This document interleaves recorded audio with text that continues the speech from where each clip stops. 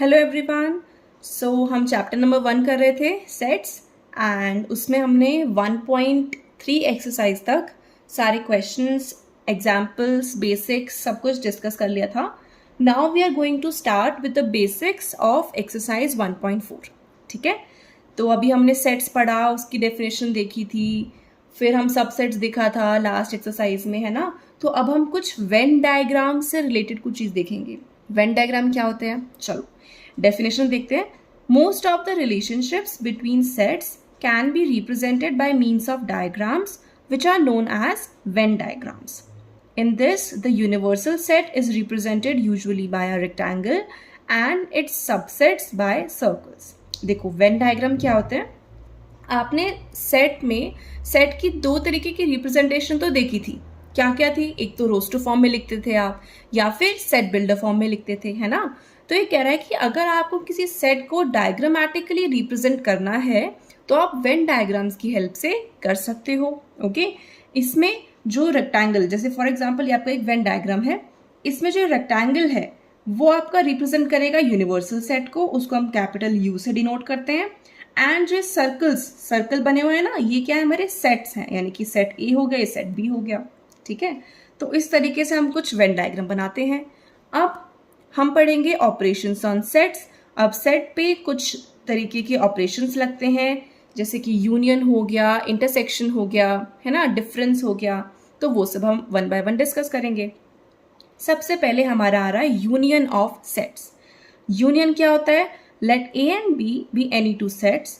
The union of A and B is the set which consists of all the elements of A and all the elements of B, the common elements being taken only once। यानी कि A union B में कौन कौन से elements आ रहे हैं, सारे all the elements of A और all the elements of B, यानी कि सारे A के और B के दोनों के सारे सारे एलिमेंट्स लिखने हैं, बट जो कॉमन एलिमेंट्स हैं उनको सिर्फ एक बार ही लिखना है। समझ में आया। द सिंबल दिस, ये जो सिंबल है वो हम यूनियन के लिए रिप्रेजेंट करेंगे। और हम इसको कैसे लिखेंगे, अगर दो सेट्स का यूनियन है, यानी कि ए यूनियन बी, इसको क्या बोलेंगे, ए यूनियन बी। कैसे लिखेंगे, ए फिर यूनियन का सिंबल लगाएंगे, देन बी, इसको कैसे बोलेंगे, ए यूनियन बी।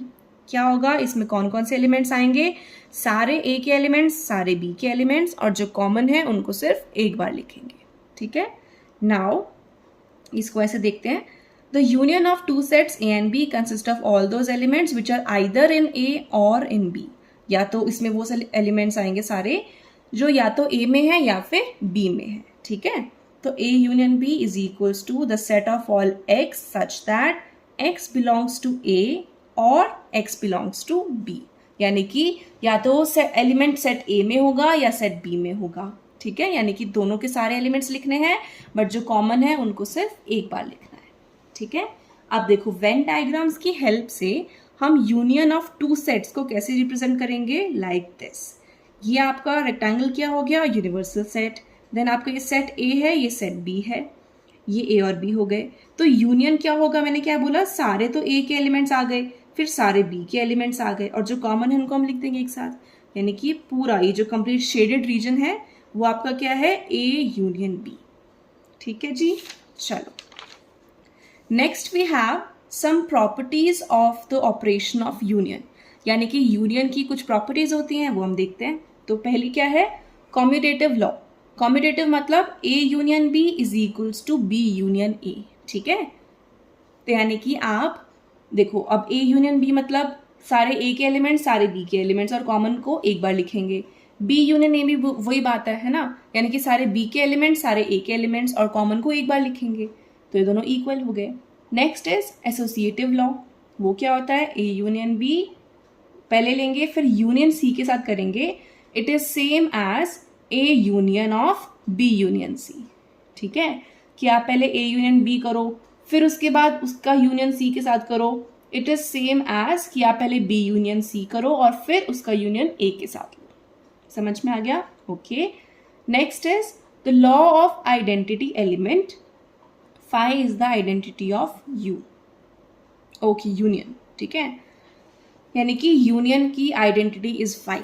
फाई क्या होता है, एम्प्टी सेट। तो थर्ड प्रॉपर्टी क्या कह रही है, A union phi is equals to A. क्या मतलब हुआ इस बात का, इसका मतलब ये हुआ कि अगर आप किसी भी सेट को, आपको याद भी रखना है, किसी भी सेट का यूनियन आप एम्प्टी सेट के साथ लेते हो तो it is always equals to the set itself. ठीक है, किसी भी सेट का यूनियन आप फाई के साथ लोगे, एम्प्टी सेट के साथ लोगे, तो वो क्या आएगा, हमेशा सेट इटसेल्फ। क्यों? क्योंकि फाई में तो कोई एलिमेंट्स ही प्रेजेंट नहीं होते हैं ना, तो उसमें से हम क्या ही एलिमेंट्स लेंगे, तो इसलिए it is always equal to set ए।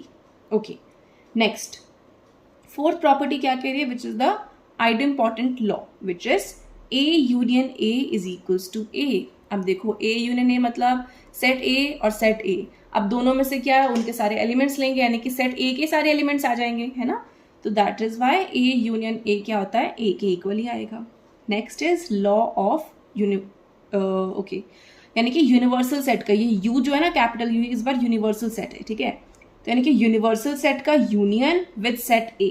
अब देखो जैसे एग्जांपल यहाँ पे जैसे है सेट ये, तो यूनिवर्सल सेट तो पूरा सेट हो गया, उसका यूनियन अगर आप लोगे सेट ए के साथ, अब सेट ए तो पूरा उसके अंदर ही आ गया ऑब्वियसली, है ना, क्योंकि सेट ए तो क्या होगा, it is a subset of union set, universal set, sorry. ठीक है, तो यूनिवर्सल सेट का सबसेट होता है ए, तो ये क्या होएगा, अगर इनका यूनियन लेंगे, यूनियन मतलब दोनों के सारे एलिमेंट्स लेने हैं, तो यूनिवर्सल सेट के सारे एलिमेंट्स, फिर सेट ए के सारे एलिमेंट्स, तो सेट ए के सारे एलिमेंट्स तो यूनिवर्सल सेट में ऑलरेडी प्रेजेंट है, तो उनके सारे एलिमेंट्स मतलब यूनिवर्सल सेट के सारे एलिमेंट्स। ठीक है, तो अगर हम यूनिवर्सल सेट का यूनियन लेंगे ए सेट के साथ, it is equals to universal set. Correct. चलिए अब हमारा नेक्स्ट ऑपरेशन आ रहा है, which is intersection of sets. अब देखो क्या बोल रहा है, the intersection of sets A and B is the set of all elements which are common to both A and B. The symbol this is the symbol. It is used to represent the intersection. Intersection को कैसे denote करेंगे, like this. Okay. So A intersection B is equals to the set of all x such that x belongs to A and x belongs to B. Okay. वहाँ पे क्या था, A union B में क्या था, यहाँ पे क्या था, और आ रहा था, है ना, x belongs to A और x belongs to B. Intersection क्या बोल रहा है कि वो सारा सेट का कलेक्शन, वो सारे एलिमेंट्स का कलेक्शन जो कि कॉमन एलिमेंट्स हैं दोनों सेट में। देखो यूनियन में तो हमने क्या बोला कि सारे एलिमेंट सेट ए की उठा लो, सारे एलिमेंट सेट बी के उठा लो, और जो कॉमन है उनको सिर्फ एक बार लिख लो। ठीक है, अब इंटरसेक्शन क्या बोल रहा है, सिर्फ कॉमन एलिमेंट्स उठाने, मुझे सारे एलिमेंट्स से मतलब नहीं है, मुझे सिर्फ और सिर्फ कॉमन एलिमेंट्स उठाने हैं। ठीक है, तो इंटरसेक्शन में सिर्फ कॉमन एलिमेंट्स आएंगे। ओके, डेफिनेशन है डिसजॉइंट सेट्स की।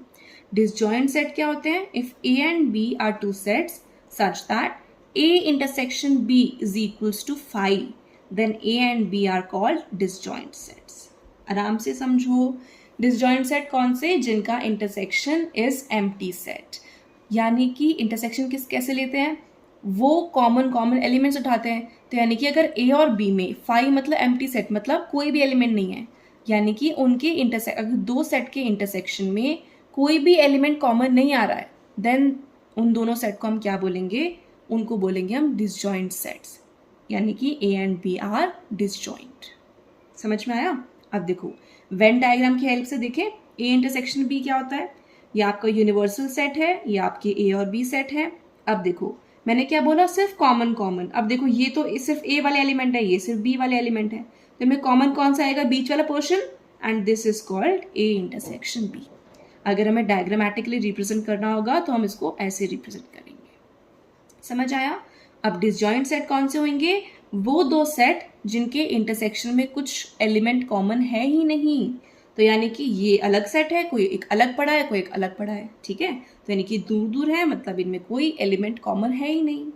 ठीक है जी, चलो अब next we have some properties. ठीक है, अब हम इंटरसेक्शन की प्रॉपर्टीज देखते हैं, सेम ही है। देखो कॉम्यूटेटिव लॉ कि A intersection B is equals to B intersection A, then associative law which is A intersection B with intersection C is equals to A intersection with B intersection C. ठीक है, then law of phi and U, यहाँ पे U क्या है, वो universal set, तो phi intersection with A is always equals to phi, and universal set का intersection with A क्या होता है, ए। इसको समझते हैं थोड़ा सा। देखो ये क्या बोल रहा है, फाई और ए। अब देखो इंटरसेक्शन आ गया, इंटरसेक्शन का मतलब इन दोनों सेट्स में क्या चीज़ कॉमन है, एम्प्टी सेट में तो कोई एलिमेंट ही नहीं है, ठीक है, ए में तो कुछ ना कुछ एलिमेंट्स होंगे, तो यानी कि इनमें क्या कॉमन आ रहा है, इनमें सिर्फ 5 कॉमन आ रहा है, यानी कि इनमें कुछ भी कॉमन नहीं आ रहा, ठीक है, इनमें कुछ भी कॉमन नहीं है, that is why it is 5. Then universal set और ए, अब यूनिवर्सल सेट में तो सारे एलिमेंट्स आ जाएंगे और ए सेट में तो उसकी पर्टिकुलर ए वाले एलिमेंट्स ही आएंगे, तो इनमें क्या क्या कॉमन आएंगे, यूनिवर्सल में तो बहुत सारे एलिमेंट्स हैं, ए सेट में क्या है, थोड़े से एलिमेंट है, तो यानी कि इनमें क्या कॉमन आएगा, जो एलिमेंट सारे ए के हैं वही एलिमेंट्स इनके इंटरसेक्शन में आ जाएंगे, ठीक है. Then fourth is idempotent law, ये क्या कह रहा है, A intersection A is equals to A, यानी कि किसी भी सेट का intersection with itself is the set only, ठीक है, वही सेट आ जाएगा.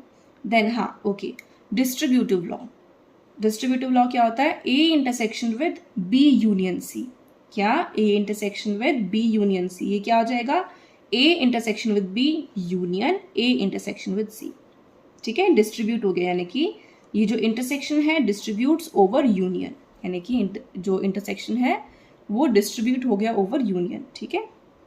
सो this was your distributive law, ये कुछ प्रॉपर्टीज थी. अब लास्ट जो ऑपरेशन है which is the difference of sets, ठीक है, डिफरेंस ऑफ सेट क्या होता है, the difference of the sets A and B in this order is the set of elements which belong to A but not to B. We write A minus, ये लिखा है ना, minus लिख रहा होगा, A minus B, इसको हम A minus B बोलते हैं, यानी कि डिफरेंस ऑफ सेट्स को कैसे बोलेंगे, A minus B. अब देखो इसने क्या बोला, A minus B क्या होता है, A minus B होता है A के वो एलिमेंट्स जो B में, एक second, the difference set of all elements which belongs to A but not to B, okay, यानी कि वो सेट जो एलिमेंट्स हैं वो ए में तो होने चाहिए बट बी में नहीं होने चाहिए, ठीक है, ए के सारे एलिमेंट्स जो कि बी में नहीं है, ओके. अब अगर मैं उल्टा कर दूं, यानी कि बी माइनस ए बोलूं, तो बी माइनस ए कौन से होंगे, बी के सारे एलिमेंट्स जो कि ए में नहीं है, ठीक है, ओके. ए माइनस बी को मैं ऐसे भी लिख सकती हूँ, x such that x belongs to A and x does not belongs to B, यानी कि वो सारे एलिमेंट्स जो A में तो हों पर B में नहीं होने चाहिए. समझ में आया? अब यहां से हम डायग्रामेटिकली देखते हैं एक बार. तो डायग्रामेटिकली ये आपका सेट A है, ये सेट B है, ठीक है जी. अब मैंने आपको क्या बोला, A minus B, A minus B कौन सा होगा, A के सारे एलिमेंट्स, A के पहले तो सारे एलिमेंट्स जो कि B में नहीं है. अब B में ये तो कॉमन चीज आ रही है, बीच वाली है ना, इंटरसेक्शन वाली चीज, तो यानी कि ये नहीं, यानी कि सिर्फ इतना इतना आपको दिख रहा है, ये A माइनस बी, ये सिर्फ इतना इतना सेट है जिसमें कि इंटरसेक्शन को हम इन्वॉल्व नहीं कर रहे हैं. तो ये सेट हो गया आपका A माइनस बी. अब B माइनस ए कौन सा होगा, B के सारे एलिमेंट्स, पहले तो B के पूरा ये B सेट हो जाएगा जो कि A में नहीं है, यानी कि A में अब ये कॉमन आ रहा है, तो ये कॉमन हटा दो, तो यानी कि ये इतने इधर वाले सारे, तो ये सारे क्या है, B माइनस ए, ठीक है. और ये A इंटरसेक्शन बी तो आपको पता ही है कि बीच का कॉमन एलिमेंट क्या होता है, A intersection B.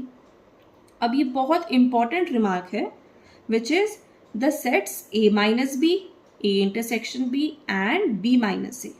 A minus B ये वाला, A इंटरसेक्शन B बीच वाला, और इधर वाला B माइनस ए, ये कैसे होते हैं, are mutually disjoint sets. Mutually disjoint set का क्या मतलब हुआ, that is the intersection of any of these two sets is the null set. यानी कि अगर मैं आपको बोलती हूँ कि तीन सेट आपस में म्यूचुअली डिसजॉइंट है, अभी हमने पहले डिसजॉइंट सेट पढ़ा था, डिसजॉइंट सेट कौन से, जिनका इंटरसेक्शन इज इक्वल्स टू 5 है ना, यानी कि उनके इंटरसेक्शन में कुछ भी नहीं आना चाहिए. अगर हम उन दोनों सेट में से कुछ कॉमन निकालें तो कुछ भी कॉमन एलिमेंट उनमें नहीं आना चाहिए, वो डिसजॉइंट सेट होते हैं. अब देखो इसने क्या बोला कि तीनों सेट आपस में कैसे हैं, डिसजॉइंट है, यानी कि अगर हम किन्हीं भी दो सेट्स को आपस में इंटरसेक्शन उनका लेंगे तो हमेशा 5 आएगा, यानी कि उनमें कुछ भी कॉमन नहीं आएगा. अब वो आपको डायग्राम से भी दिख रहे हैं, देखो A माइनस बी कुछ अलग ही सेट है, A इंटरसेक्शन B कुछ अलग ही सेट है, B माइनस ए कुछ अलग ही सेट है, तो तीनों ये कैसे हैं, अलग अलग सेट हैं, यानी कि इनमें कुछ भी चीज कॉमन नहीं आएगी, hence they are mutually disjoint. समझ में आ गया?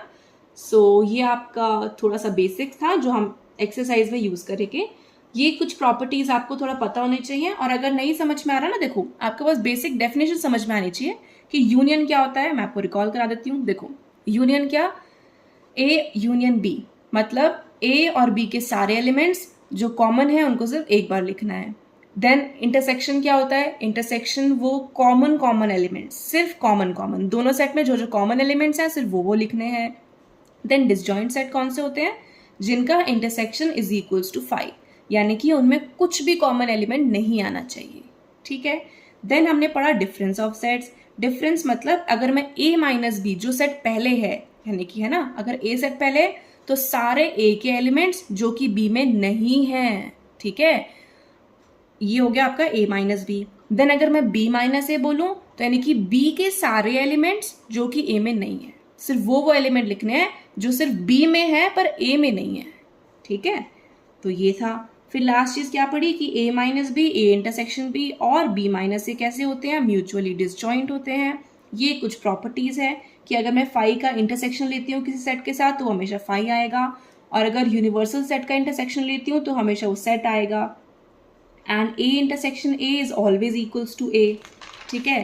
देन यूनियन के लिए देखेंगे तो अगर मैं किसी सेट का यूनियन लेती हूँ एम्प्टी सेट के साथ तो it is always set itself, और अगर a यूनियन a लूंगी तो वो a आएगा, और यूनिवर्सल सेट का union with a is always universal set.